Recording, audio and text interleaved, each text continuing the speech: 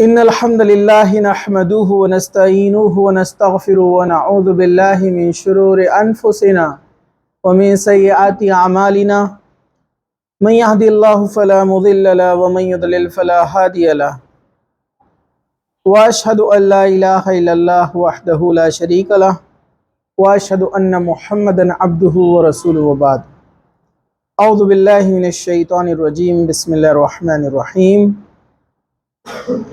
إن ربكم الله الذي خلق السماوات والأرض في 6 أيام ثم استوى على العرش يغشي الليل والنهار يطلبه وبعد وقال النبي صلى الله عليه وسلم قال 7 يظلهم الله تعالى في ظله يوم لا ظل إلا ظله إمام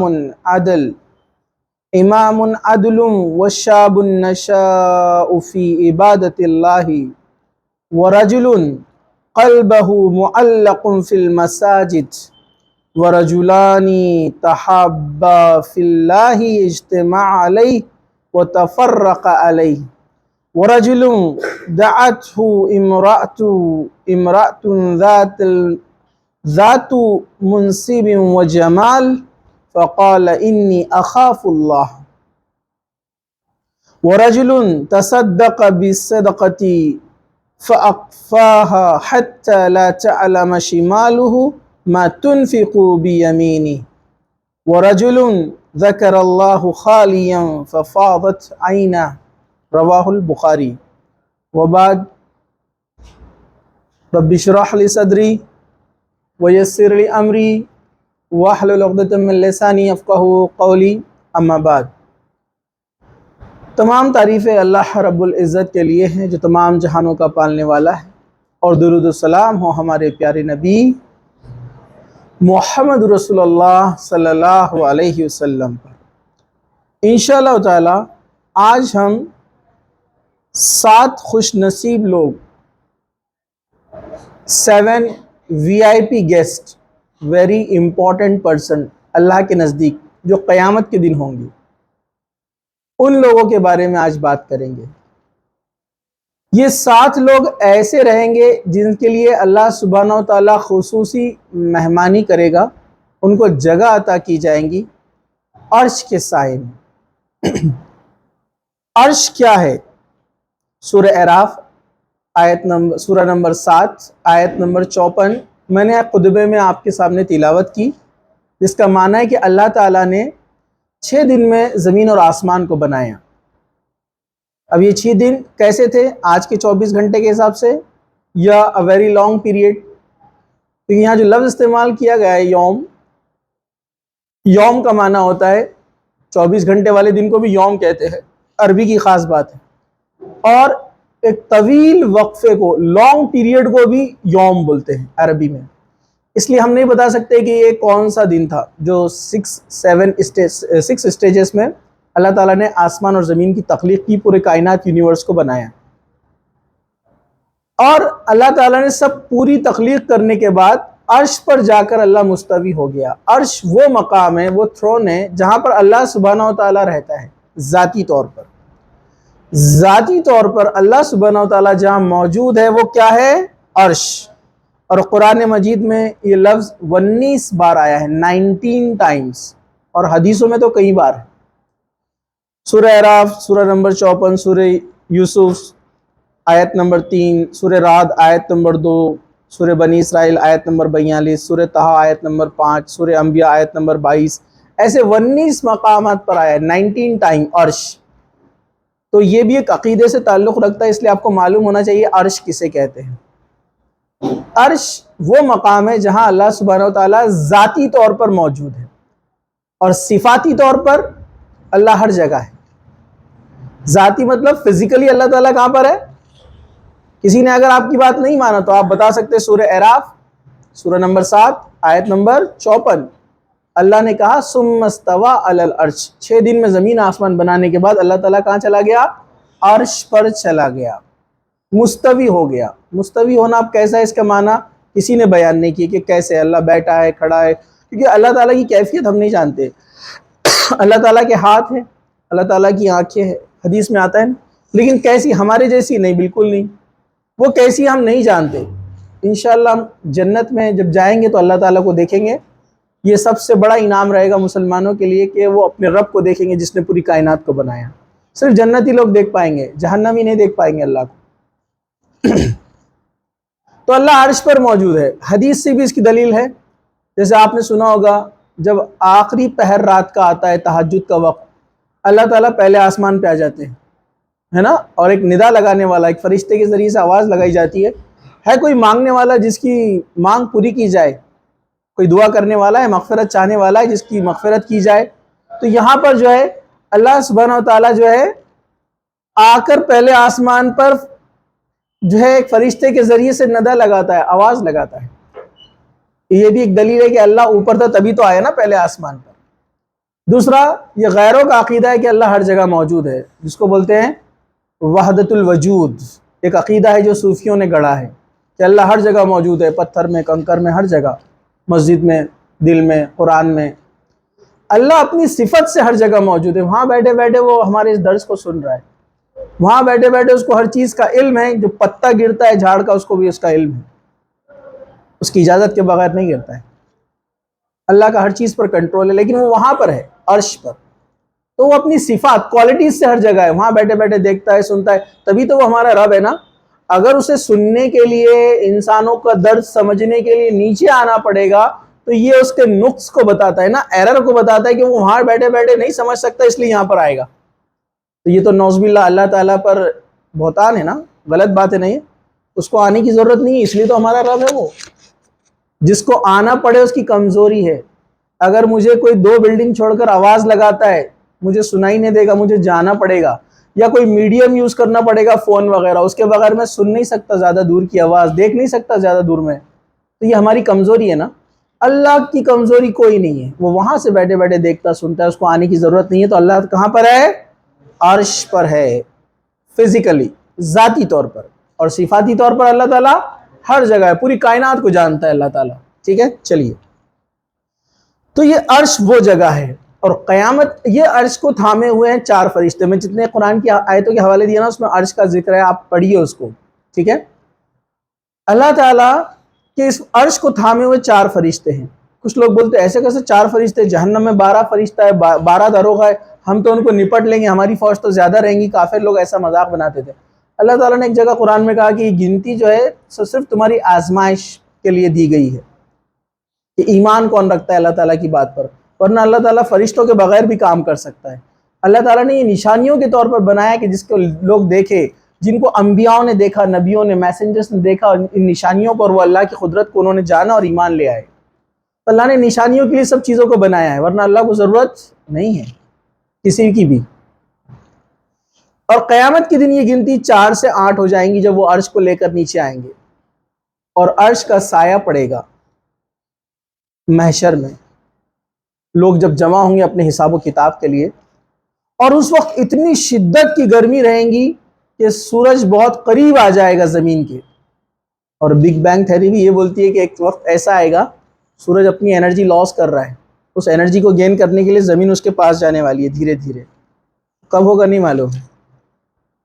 تو سورج قریب آ جائے گا اور اتنا اس کی تپش اتنی کم ہوئے گی کہ انسان کو جلا نہیں پائیں گی، لیکن انسان پسینے سے پورا ڈوب جائے گا۔ کوئی اپنے ٹخنوں تک ڈوبا ہوگا، کوئی اپنے گھٹنوں تک، کوئی کمر تک، کوئی گردن تک، جس کے جتنے گناہ رہیں گے وہ اتنا زیادہ گناہوں میں پسینے میں ڈوبا رہے گا۔ سارے لوگ پریشان ہوں گے، لیکن جو لوگ ایمان لائے اور نیک کام کیے، اچھے عمل کیے، زندگی اللہ تعالیٰ کے حکم کے مطابق گزارے، ان میں 7 قسم کے خوش قسمت لوگ ہوں گے جن کو اللہ تعالیٰ اپنے عرش کے سائے میں جگہ دے گا۔ اللہ تعالیٰ کا جو عرش ہے وہ نزدیک آ جائے گا اور اس کا سایہ پڑے گا، اس کا شیڈ پڑے گا، اور وہ بہت سکون اور آرام کی جگہ رہیں گی۔ اتنے پسینوں میں ڈوبے ہوئے لوگوں میں سے 7 قسم کے لوگ ایسے ہوں گے جو اس عرش کے سائے میں، جن کو اجازت دی جائیں گی آنے کی، پرمیشن، باقی لوگ وہ فرشتے مار کے نکالیں گے وہاں سے۔ یہ 7 قسم کے important, very important person VIP کون ہیں؟ ذرا غور سے سنیے. یہاں پر حدیث میں جن کا لفظ استعمال کیا ہے وہ نوجوانوں کے لیے ہے.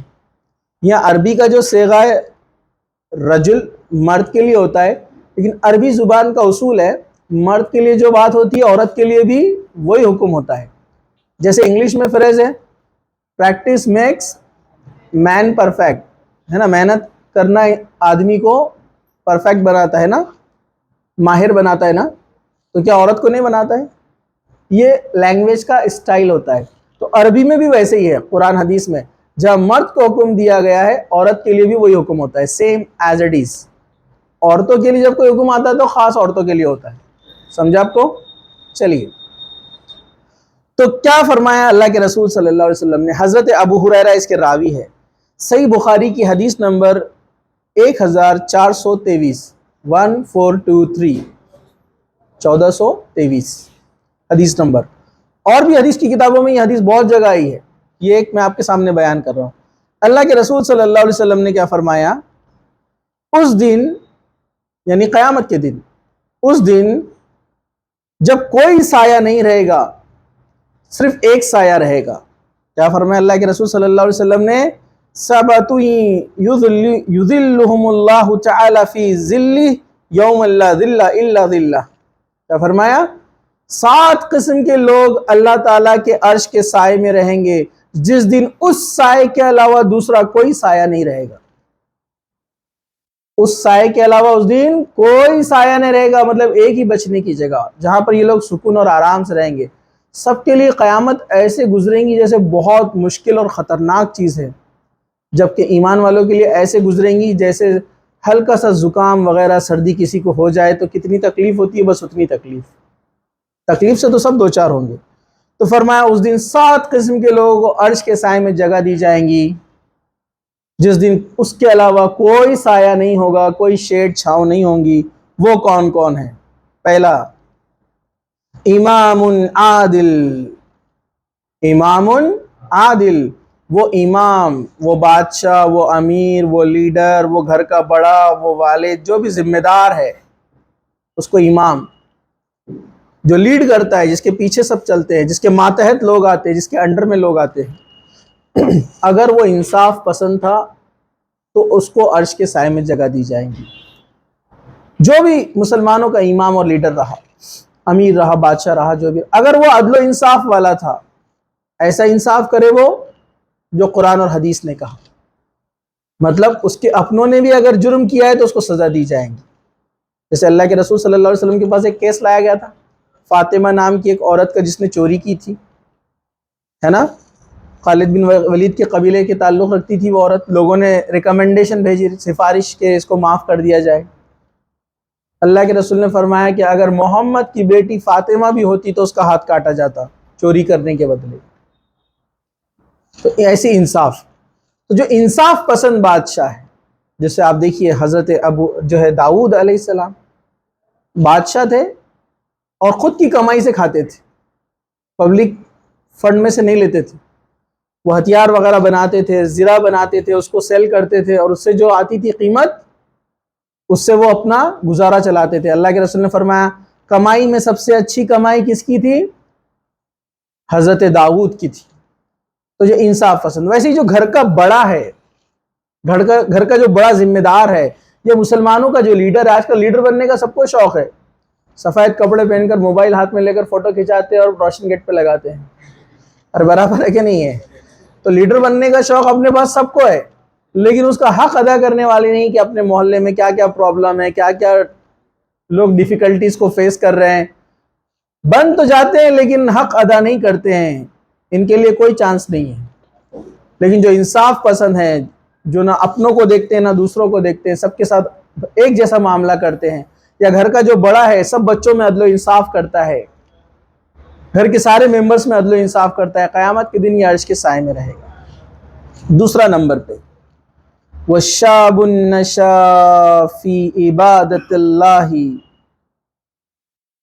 اور وہ نوجوان، وہ ینگ، آپ لوگوں سے بات ہو رہی ہے، آپ لوگوں کے لیے ایگزامپل ہے، وہ نوجوان جس کی جوانی عبادت میں، اللہ کی راہ میں یعنی دین پر گزری، مطلب وہ اپنی زندگی پہ کوشش کرتا ہے کہ وہ دین پر عمل کرے، قرآن پر عمل کرے، حدیث پر عمل کرے، اس کی زندگی غیروں کی طرح لڑکھڑاتی نہیں ہے کہ ناچ گانا شروع ہوا تو چلا، ہے نا، بے پردگی کا جہاں پر معاملہ ہے چلا، ہے نا، حلال حرام کی تمیز نہیں ہے۔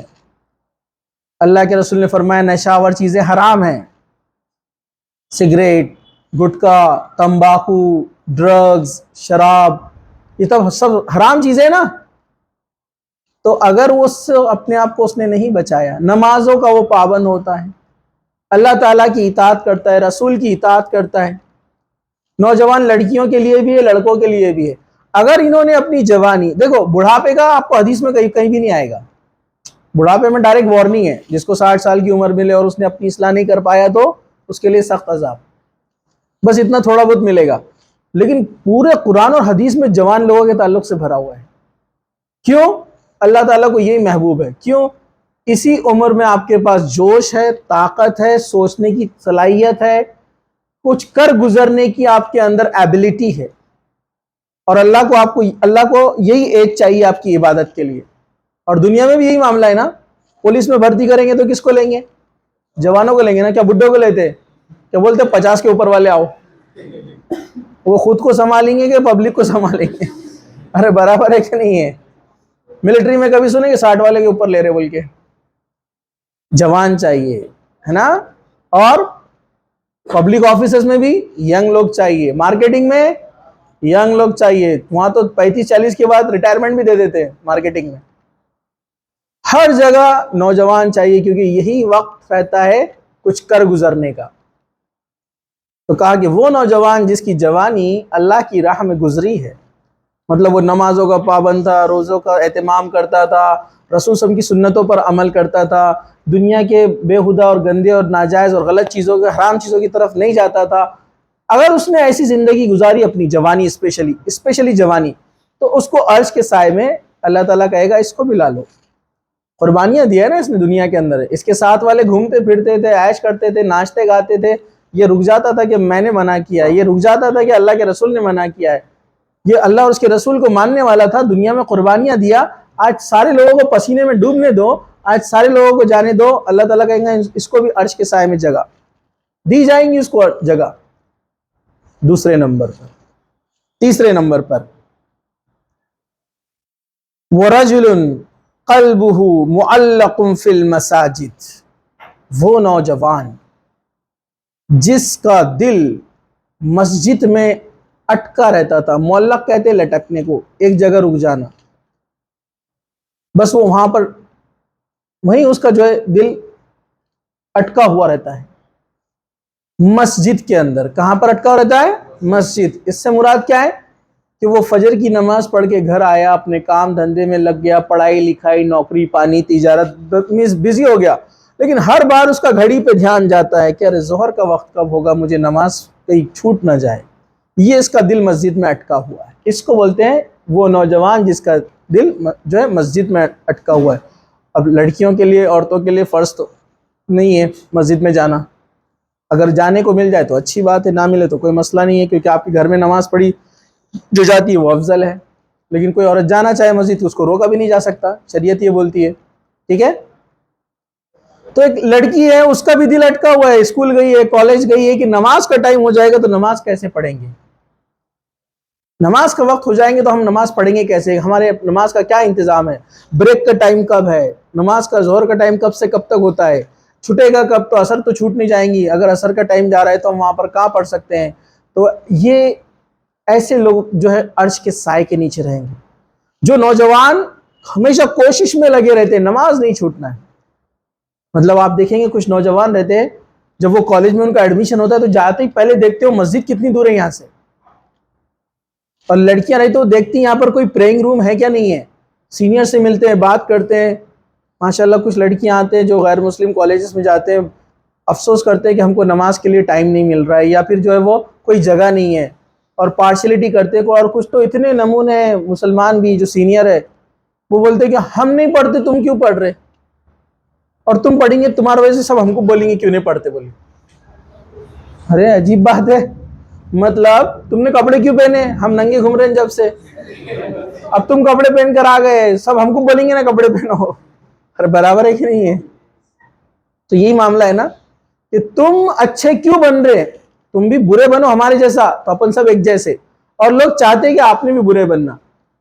آپ دیکھو ایک کمیونٹی میں اگر کوئی اچھے کام کرتا ہے تو اس کو بہت زیادہ تانے سہنا پڑتے, کیوں؟ کیونکہ سارے لوگ بگڑے ہوئے ہیں اور یہ ایک سدھرا ہوا آ گیا تو ان کو بہت اندر بے چینی ہوتی, یہ پردے والی کہاں سے آ گئی, یہ برقعے والی کہاں سے آ گئی, اپنا اچھا چل رہا تھا دھوم مستی ناچ گانا, یہ اس نے آ کر پورا کام بگاڑ دی. تو اندر ہی اندر شیطان جلن حسد پیدا کرنا شروع کر دیتا ہے اور وہ اس کو ٹارگٹ بناتے ہیں. تو آج کے زمانے میں تو بڑا مشکل ہے دین پر چلنا, لیکن جو چلے گا اس کے لیے اجر بھی زیادہ ہے. اللہ کے رسول نے فرمایا صحابہ سے کہ تمہارے بعد کے دور میں لوگ آئیں گے جن کو ایک عمل کرنے کا ثواب تمہارے 50 کے برابر ہوگا. دیکھیے صحابہ سے بول رہے اللہ کے رسول تمہارے 50 کے برابر ان کو ثواب ملے گا, ان کو جو بعد میں آئیں گے. ہم لوگوں کی بات چل رہی, کیونکہ اتنا خطرناک اور بگڑا ہوا ماحول ہے, اس میں اپنے آپ کو دین پر باقی رکھنا. 50 صحابہ کے برابر اجر ملے گا, لیکن بے شک اجر ملے گا زیادہ, لیکن ہم صحابہ کے لیول کو پہنچ نہیں سکتے, ان کا مقام بہت اونچا ہے, ہم کبھی نہیں پہنچ سکتے ان کے لیول کو. ٹھیک ہے, چلیے یہ بات یاد رکھیے. جس کا دل اٹکا ہوا ہے کہ نماز کا وقت آ رہا ہے, نماز چھوٹنے نہ پائے, کسی وجہ سے طہارت ٹوٹ گئی تو پریشان ہے کہ جلد سے جلد طہارت لینا ہے, مجھے نماز پڑھنا ہے. اپنے پاس تو بنداس, اور بیٹے نماز کو چلو طہارت نہیں ہے. ایک جگہ ہمارے دوست گئے ایک ساتھ میں, ایک بولے چلو نماز کو, طہارت نہیں ہے, دوسرے تم طہارت نہیں ہے, تیسرے طہارت نہیں ہے. ہمارے دوست بولے ان سب کو لائن سے کھڑے کرو, اور وہ جو فائر بریگیڈ کا آتا نا پانی, اس سے سب کو یہی نلاتا لو, بولے سب کو. قبر کے اندر 2 لوگوں کو جلایا جا رہا تھا.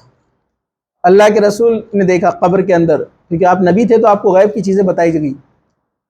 تو اللہ کے فرمایا ان کے اوپر جو عذاب ہو رہا تھا کسی بڑے وجہ سے نہیں ہو رہا, جس کو تم معمولی سمجھتے ہو دنیا میں. ایک غیبت کرتا تھا, چغل خور تھا ایک, اور دوسرا کون تھا؟ پیشاب کے چھینٹوں سے احتیاط نہیں کرتا تھا, طہارت سے نہیں رہتا تھا. اس کو جلایا جا رہا تھا قبر کے اندر. کتنا آسانی سے ہم بول دیتے طہارت نہیں.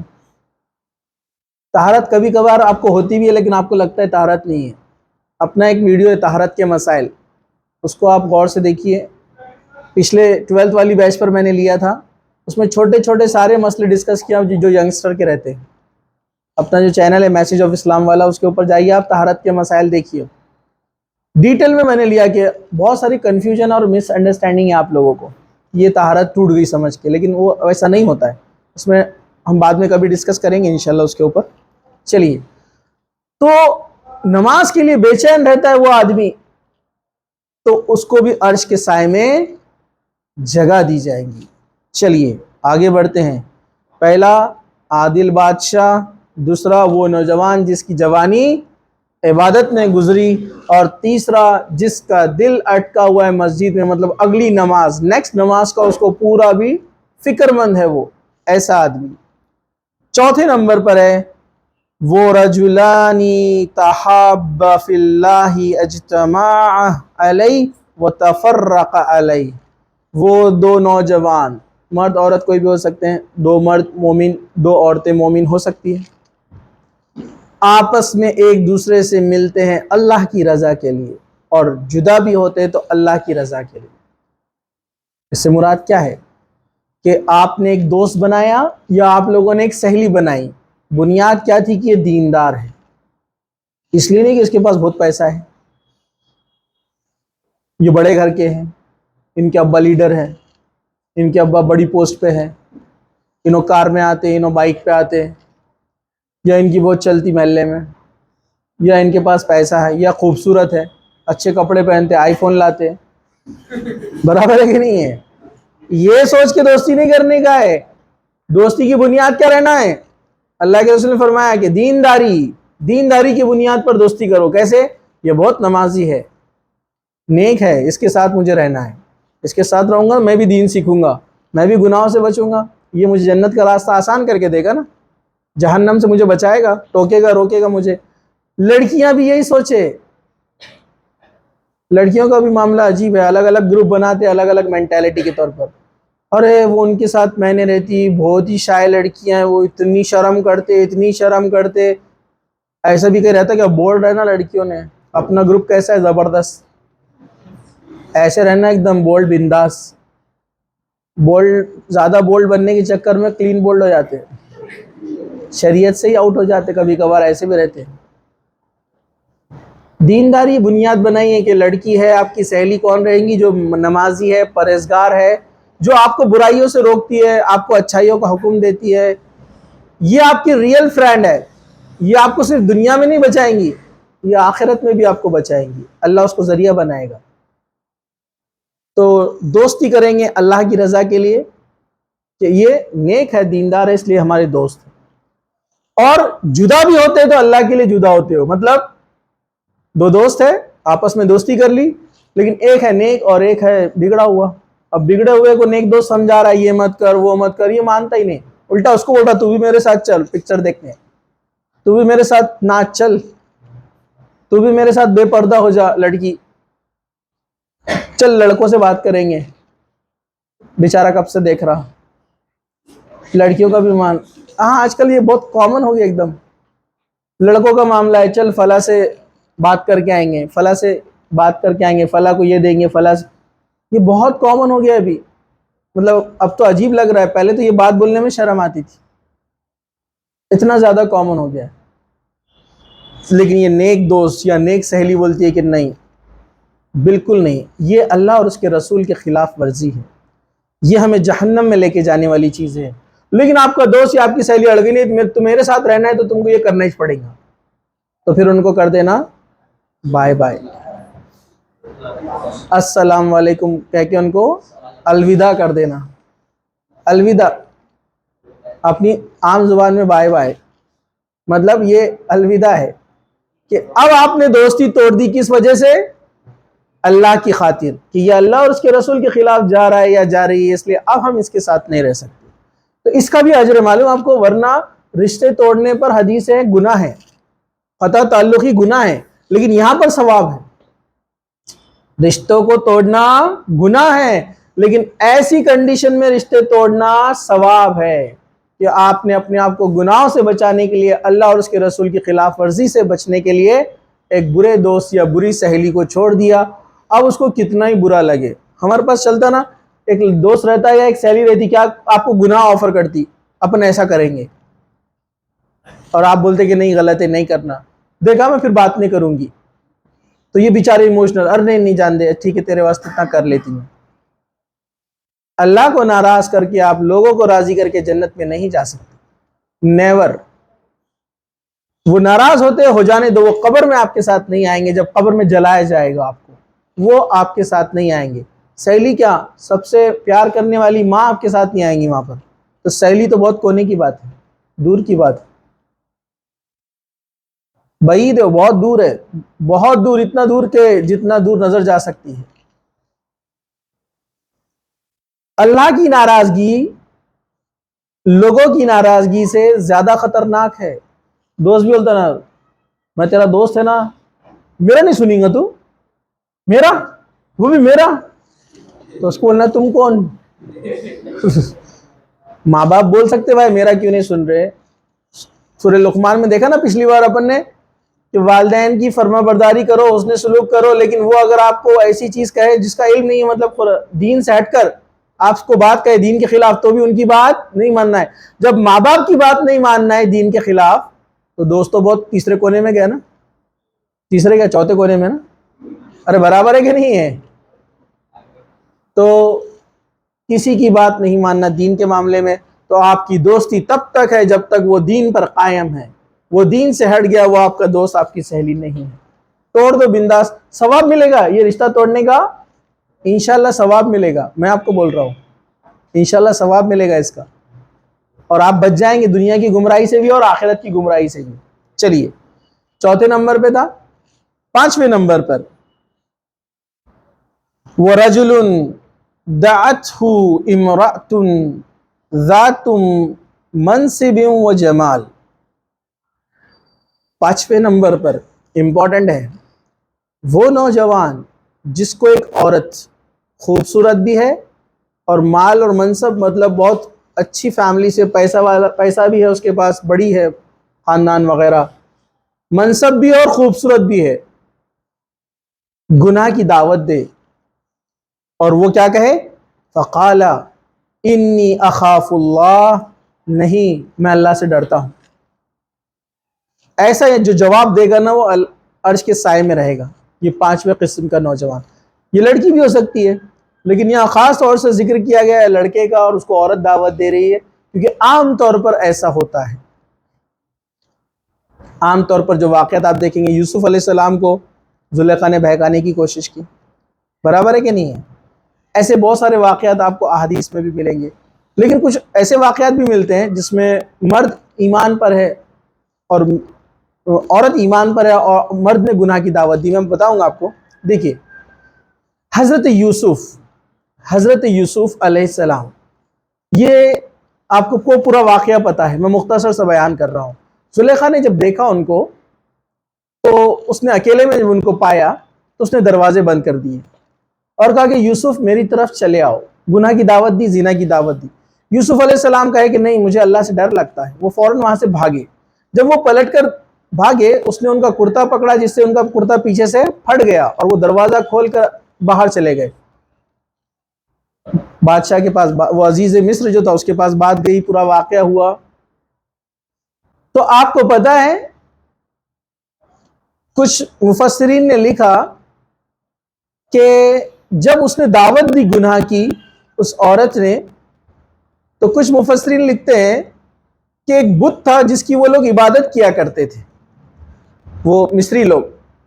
تو ان کا جو بت تھا، دیوی دیوتا جو بھی تھا، تو زلیخا نے کیا کیا، اس کے سامنے گناہ کا کام کیسے کریں گے، تو اس کے اوپر کپڑا ڈال دیا بت کے اوپر. مطلب گناہ ہونے والا ہے تو اب یہ بت نہیں دیکھے گا. لیکن یوسف علیہ السلام نے کہا کہ اللہ وہ ہے جو ہر جگہ دیکھتا ہے، وہ ہر چیز سے باخبر ہے.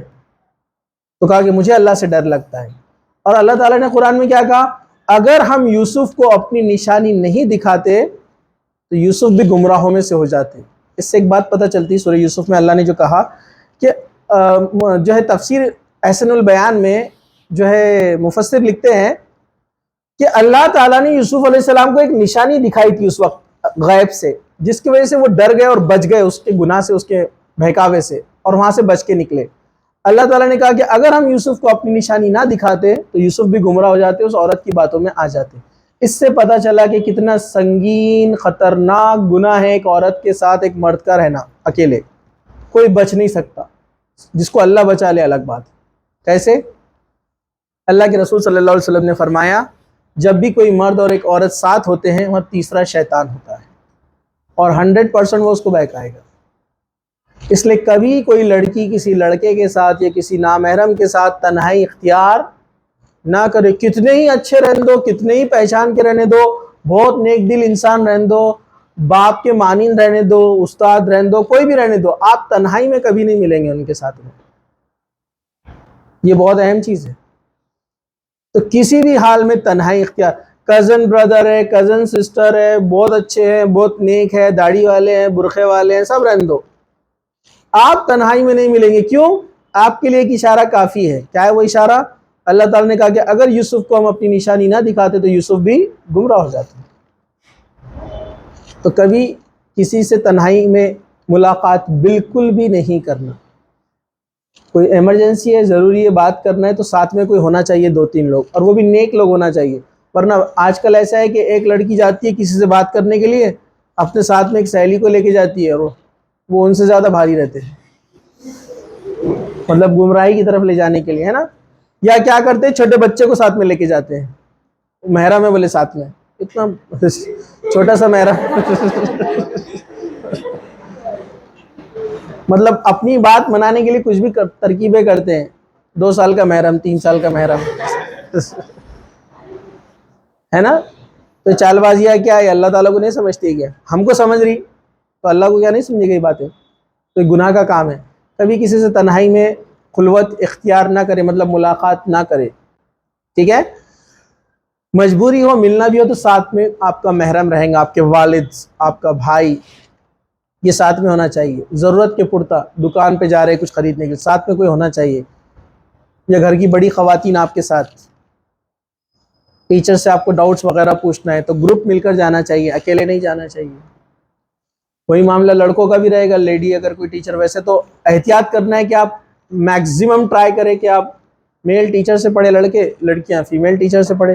لیکن جب آپشن اویلیبل نہ ہو تو پھر آپ کو یہ چیزیں احتیاط رکھنا ہے جو میں نے آپ کو بتائی، پریکاشنس لینا ہے. تو یہ بہت بری راہ ہے. لیکن جو ایسی صورت میں بچتا ہے وہ اللہ کے نزدیک اتنا پیارا ہے، اللہ کے نزدیک اس کا اتنا اونچا مقام ہے کہ وہ اللہ تعالیٰ کے وی آئی پی گیسٹ میں ہے. اس کو عرش کے سائے میں جگہ دے گا اللہ تعالیٰ.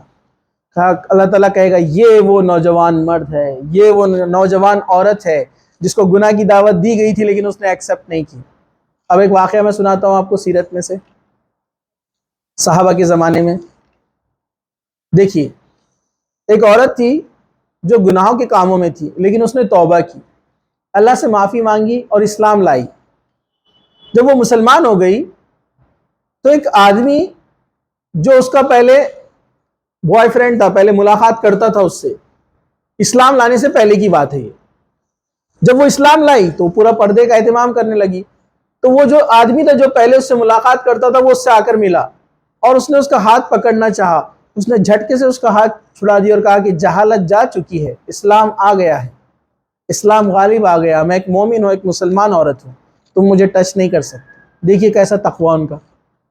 یہ تو چھوڑ دی، اس سے بڑا ایک واقعہ میں آپ کو بتاتا ہوں.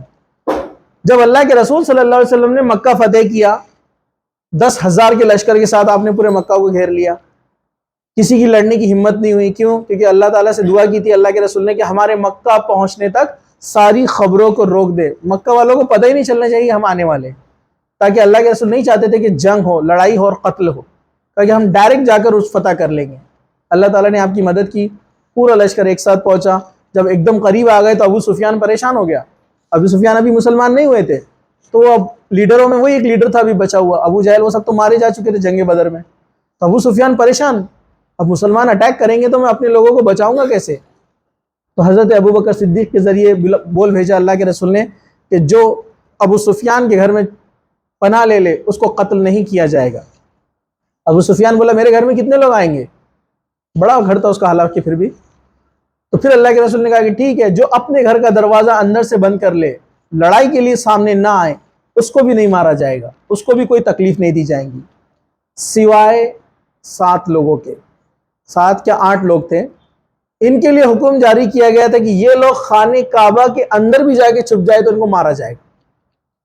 اور جس میں سے میرے خیال سے 2 یا 3 لوگوں کو ہی مارا گیا، باقی لوگوں نے معافی مانگ کر جو ہے وہ سرنڈر کر دیا تھا اپنے آپ کو، تو ان کو بھی نہیں مارا گیا کیونکہ ان کے کرائم بہت بڑے بڑے تھے. جس میں سے ایک آدمی تھا جس نے اللہ کے رسول کی بیٹی غالباً جو ہے حضرت جو ہے زینب یا ام کلثوم کوئی تھے، میں بھول رہا ہوں نام.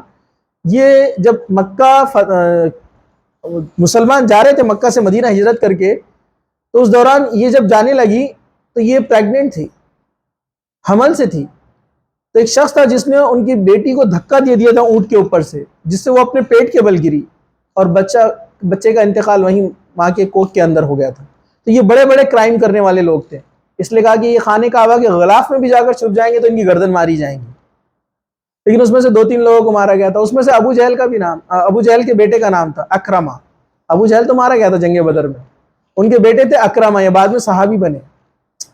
اکرمہ نوجوانوں میں سے تھا اور بہت مطلب کیا کہیں گے، ایک زبردست جنگجو انسان تھا. وہ ایسا کوئی معمولی نہیں تھا اکرمہ. ابو جہل بھی بہادر انسان تھا لیکن کفر پر مرا وہ، اور اکرمہ بھی بہادر تھا. لیکن اکرمہ نے جیسی دیکھا پوری فوج داخل ہو چکی ہے، بچنا مشکل ہے، وہ فوراً اپنا گھوڑا لیا اور بھاگ گیا سمندر کے کنارے کہ وہاں سے کشتی لے گا اور نکل جائے گا دوسرے کنٹری. لیکن ابو جہل کی بیوی اکرمہ کی بیوی مسلمان ہو گئی تھی، ابو جہل کی بہو. تو اکرمہ کی بیوی مسلمان ہو چکی تھی، وہ فوراً اکرمہ کے پیچھے دوڑی، اکرمہ کے پاس پہنچی اور کہا کہ دیکھو اللہ کے رسول کو میں نے پایا ہے کہ وہ بڑے رحم دل ہیں، میں تمہارے لیے ان سے امان مانگوں گی. امان مطلب پیس، یا معاف کر دو، اور اللہ کے رسول بڑے رحم دل ہیں، وہ معاف کر دیں گے. تو اکرامہ نے کہا ٹھیک ہے جا کر بات کر کے آؤ. وہ اللہ کے رسول کے پاس آئی, کہا کہ میں اکرامہ کے لیے امان مانگتی ہوں. اللہ کے رسول نے کہا ٹھیک ہے امان دے دیا. اللہ کے رسول بڑے رحم دل تھے, حالانکہ اکرامہ بہت چالیں چلا اس نے اسلام کے خلاف, لیکن اللہ کے رسول نے معاف کر دیا. اکرامہ کی بیوی جو ہے اکرامہ کے پاس آئی, کہا کہ اللہ کے رسول نے امان قبول کر لی ہے تمہاری, اب تم میرے ساتھ چلو. تو وہ خوش ہو گیا. پھر اس نے اپنی بیوی کا ہاتھ پکڑا تو بیوی نے ہاتھ چھڑا لیا, تو کہا کہ میں تمہارا شوہر ہوں. تو اکرامہ کی بیوی بولی میں مسلمان ہو چکی ہوں اور تم ابھی مسلمان نہیں ہوئے, اور یہ ایک مسلمان عورت کے لیے جائز نہیں ہے کہ کسی نامسلم جو غیر مسلم کے نکاح میں رہے, تو میں تمہارے نکاح میں اب نہیں ہوں. پھر انہوں نے بھی اکرامہ نے بھی اسلام قبول کیا اور پھر دونوں نے پھر نکاح کیا. یہ دیکھیے یہ تھے صحابیات, اپنے شوہر کو ٹچ کرنے نہیں دیا جو کہ لیگلی ان کے ہسبینڈ تھے وہ, لیکن کہا کہ اس ایک مسلمان عورت اور غیر مسلم مرد یہ نکاح میں نہیں رہ سکتے, اللہ کے رسول نے فرمایا. دیکھیے کیسا ایمان تھا ان کا. لیکن اکرامہ بھی توبہ کی سچے دل سے, اور ایسے بہادر جو ہے صحابی بنے جنہوں نے ایک جنگ میں شہادت پائی. آپ کو پتہ ہے نا, حضرت ابوبکر صدیق کے زمانے میں ایک نے نبوت کا دعویٰ کیا تھا, مسلمہ ابن کذاب, بہت بڑی فوج بنا لیا تھا. اللہ کے رسول کے زمانے سے اس کی شروع ہو گئی تھی شرارتیں, لیکن اس کو کوئی زیادہ اسکوپ نہیں ملا, کوئی اس کا فالوور نہیں تھے. لیکن دھیرے دھیرے اس کے فالوور بڑھتے گئے. اس نے جھوٹے نبوت کا دعویٰ کیا تھا اور ایک بڑی فوج تیار کر لیا تھا. حضرت ابوبکر صدیق کے زمانے میں اس کے خلاف جنگ لڑی گئی. خالد بن ولید اس کے جو ہے کمانڈر تھے, اس میں اکرامہ کو بھی بھیجا گیا تھا. لیکن مسلمہ ابن کذاب کی فوج اتنی خطرناک اور اتنی زبردست منظم صفیں بنائی ہوئی تھی کہ ان کو چیرنا مشکل تھا, صفوں کو ختم کرنا. اس وقت اکرامہ نے اس صفوں کو چیر کر اندر گیا تھا اور کئی لوگوں کو جو ہے اس نے سر اڑا دیے تھے, جس کی وجہ سے مسلمان وہ جنگ جیتے, لیکن اس میں حضرت اکرامہ شہید ہو گئے. تو یہ دیکھیے ایسے واقعات آپ کو ملیں گے. تو کوئی بھی کسی لڑکا لڑکی کے پروپوزل یا لڑکی لڑکے کے پروپوزل کو انکار کرتی ہے اللہ کے لیے, وہ عرش کے سائے میں رہنے والے ہیں. آپ کو کوئی آ کر بول رہا ہے نا, پروپوز کر رہا ہے, مجھے سمجھ میں نہیں آتا ہے, وہ لکھا ہوا تھا لو ان فرسٹ سائٹ. تم کو بچپن سے تمہارے ماں باپ دھلا رہے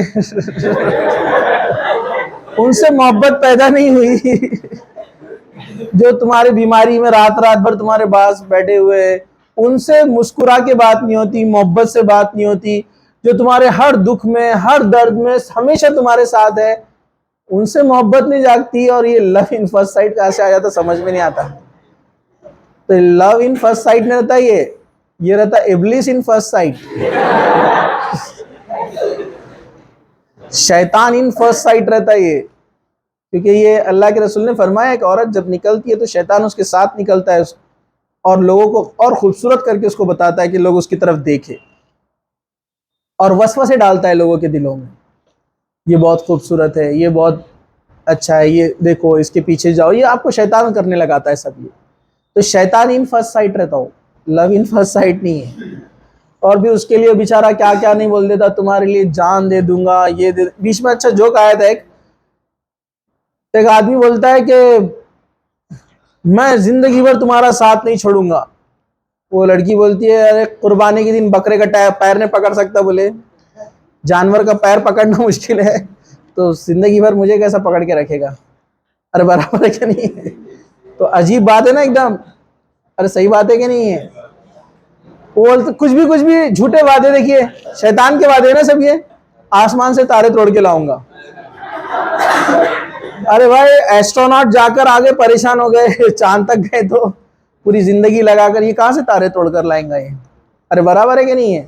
تو یہ شیطان کیا کرتا ہے, یہ بے حیائی میں آپ کو ایسے ڈالتا ہے کہ آپ اس میں مگن ہو جاتے ہیں, ایسی پاگل باتیں کرتے ہیں کچھ سمجھ میں نہیں آتا کہ آپ ریالٹی سے دور چلے جاتے ہیں. آپ کہاں چلے جاتے ہیں؟ حقیقت سے دور چلے جاتے ہیں آپ. یہ شیطانی چالیں سمجھ جاؤ, اس سے پتہ چلتا ہے کہ وہ آپ سے ایسی باتیں کرواتا ہے جو کہ حقیقت نہیں ہے, ریالٹی نہیں ہے نا. تو یہ دیکھیے شیطان کی چالیں. تو کوئی بھی آپ کو ایسا پروپوزل دے تو بولنا انی اخاف اللہ, مجھے اللہ سے ڈر لگتا ہے. آپ بھی انسان ہیں، میں بھی انسان ہے، سب کے دل میں ایسا گناہ کا کبھی کبھار گناہ کی طرف رجحان ہوتا ہے. دنیا کی چکمک، دنیا کی رنگینی آپ کو اٹریکٹ کرتی ہے، دل بولتا بھی ہے انسان کا یہ چیز کرنے کے لیے، کیونکہ وہی تو ٹیسٹ ہے آپ کا. جس کے دل میں ارادہ ہی نہیں آئے گناہ کا، اس کے لیے ٹیسٹ کا ہے. اندھا بولے کہ میں ٹی وی نہیں دیکھتا ہوں، موبائل نہیں دیکھتا ہوں تو اس میں کوئی بڑی بات ہے کیا؟ آنکھ والا بولے کہ میں برائی نہیں دیکھتا ہوں، تو یہ ٹیسٹ اس کا ہے نا ریئل میں. ارے برابر ہے کہ نہیں ہے؟ ایک آدمی 10th ہی نہیں پڑھا اور وہ بول رہا ہے کہ میں نیٹ میں فیلش نہیں ہوا. ارے برابر ہے کہ نہیں ہے؟ ارے دیا ہی نہیں تو کہاں سے فیل ہوں گا وہ؟ تو ہر انسان کے ساتھ اللہ تعالیٰ نے اس کو لگا کے رکھا ہے. یہ آزمائش ہے کہ دل بولے گا، للچائے گا، اٹریکٹ کرے گا، اس طرف آپ کا دھیان جائے گا، لیکن آپ پھر بھی بولیں گے نہیں، اللہ نے منع کیا ہے، اللہ کے رسول نے منع کیا ہے، مجھے نہیں کرنا ہے. تو آپ کہیں گے انی اخاف اللہ، مجھے اللہ سے ڈر لگتا ہے. ابھی ایسے نہیں، آپ میں سے کسی کے ساتھ فیوچر میں ہو سکتا ہے، آپ ابھی کالج لائف بڑھیں گی، ابھی آگے آپ جائیں گے اور شیطان بہت دھیرے دھیرے لے جاتا ہے، ایک دم نہیں. تو ایک دم آ کر آپ کو زنا کی دعوت نہیں دے گا، وہ دھیرے دھیرے بولے گا. آتا ہے آپ بہت اچھے لگتے ہیں، اب اچھے لگتے بولتے اپنے تو زمین پہ پیرنے رہتے، پھر آسمان میں رہتے. میری تعریف کر دیا اس نے. لڑکا آ کر بولتا ہے آپ دنیا کی سب سے خوبصورت لڑکی ہے. کتنی بڑی جھوٹ بات ہے.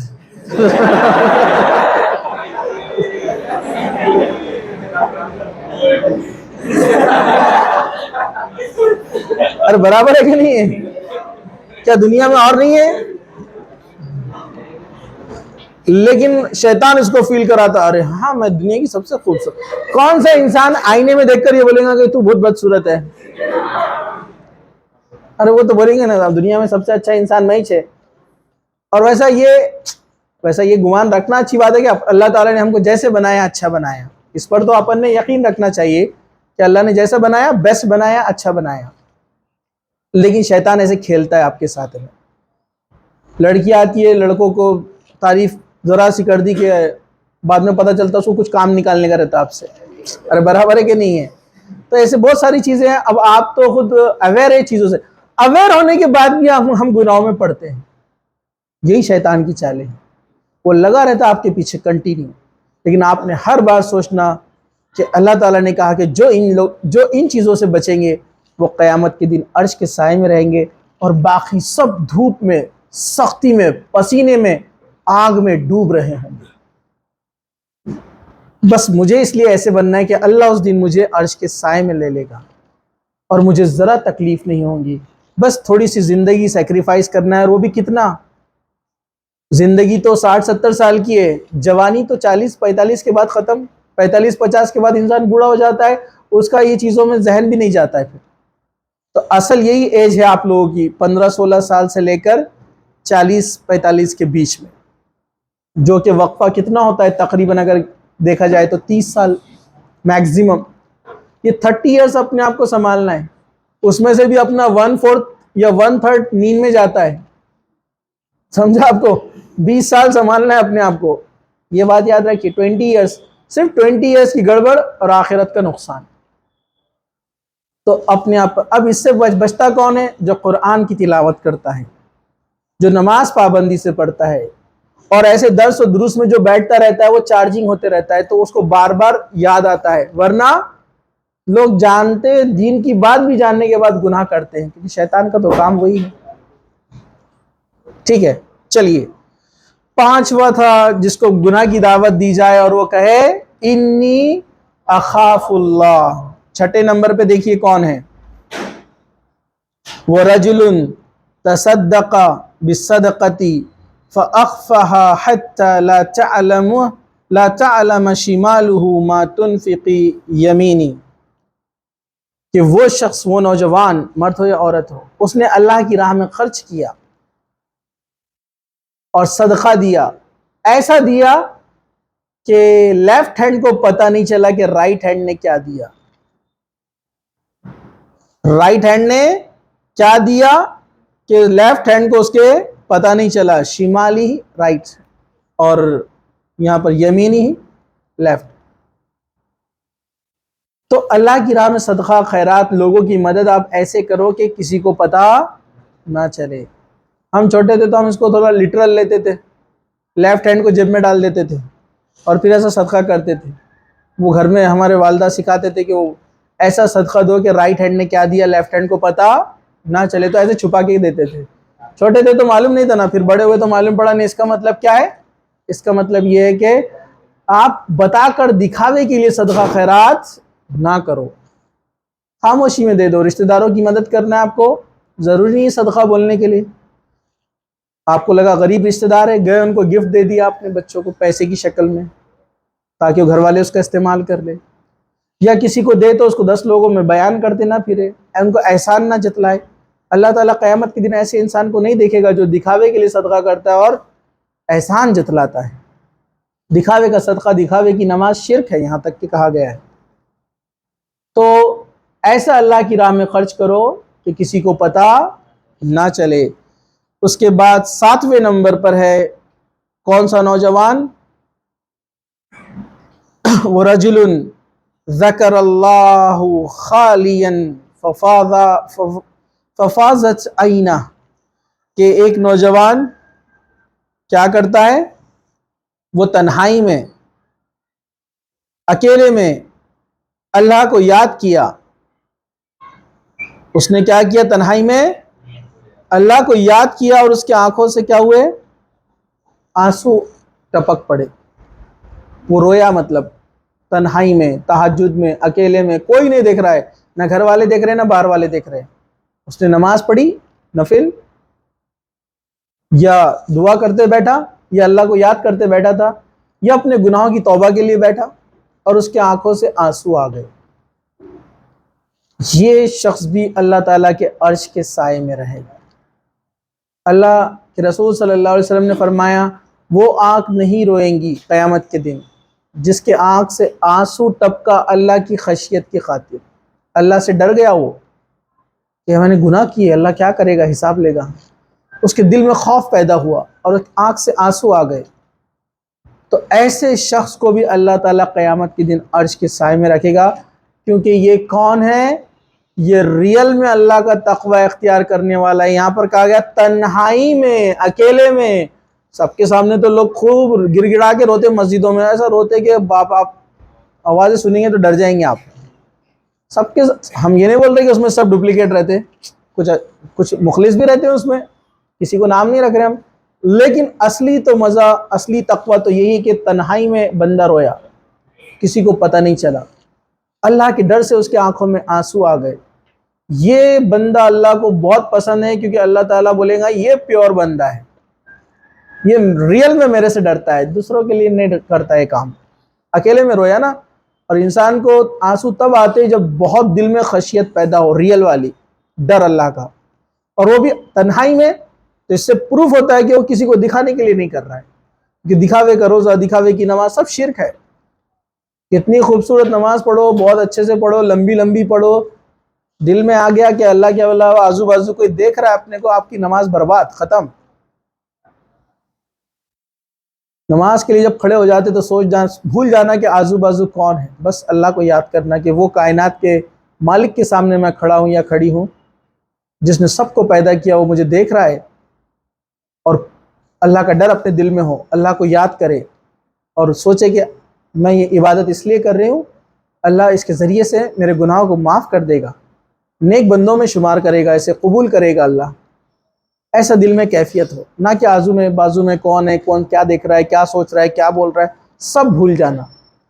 تو یہ اللہ کی خشیت اس کے دل میں آئی, تنہائی میں اکیلا تھا, آنسو نکلے, اللہ تعالیٰ اتنا خوش ہوا اس سے, عرش کے سائے میں جگہ دے دیا. تو 7 قسم کے لوگ. نمبر 1 بولیے, عادل امام, انصاف پسند بادشاہ. نمبر 2